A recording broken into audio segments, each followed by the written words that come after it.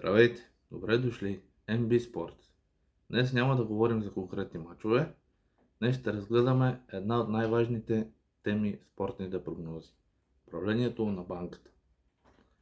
Може да имате много добър анализ, но ако не управлявате правилно своята банка, в дългосрочен план ще бъде много трудно да постигнете добри резултати. Една от най-честите грешки е да залагате твърде голяма част от банката си на една прогноза.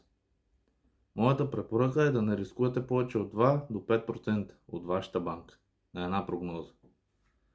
Нека ви дам един пример.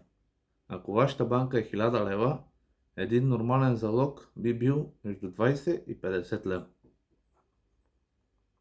По този начин, дори да имате няколко неуспешни прогнози, ще запазите голяма част от банката си и ще можете спокойно да продължите.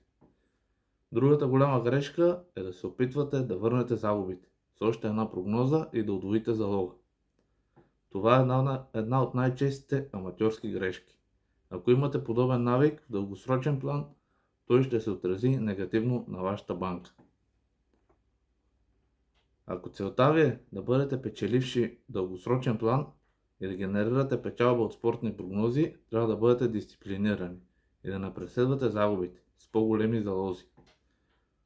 Професионалните анализатори мислят в дългосрочен план. Те не се интересуват от един или един матч от резултатите. Един ден или един матч, извинете. А от резултатите след стотици прогнози. Затова запомнете, дисциплината е по-важна от емоциите. Ако видеото ви е било полезно, подкрепете го с един лайк и се абонирайте за MB Sports. Напишете в коментарите каква тема искате да разгледаме в следващото видео. Благодаря ви, че гледахте. Успех на всички и до скоро!